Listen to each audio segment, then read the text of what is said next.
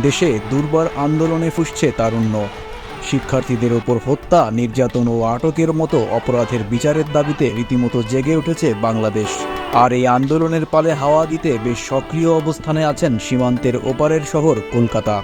আন্দোলনে যেসব প্রতিবাদী শিল্পকর্ম অনলাইনে ছড়িয়ে পড়েছে তার বেশিরভাগই এঁকেছেন বাংলাদেশি বংশোদ্ভূত কলকাতার চিত্রশিল্পী দেবাশীষ চক্রবর্তী।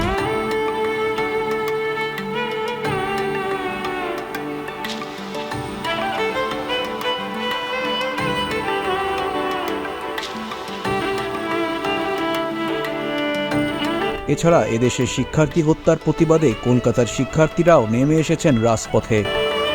ইতোমধ্যে সেখানকার শিক্ষার্থীরা মিছিল নিয়ে বাংলাদেশ হাইকমিশন ঘেরাওয়ের মতো কর্মসূচিও দিয়েছেন। আর এর জেরে কলকাতার বেশ কয়েকজন শিক্ষার্থী ও প্রতিবাদী জনতা পুলিশের কাছে আটকও হয়েছেন।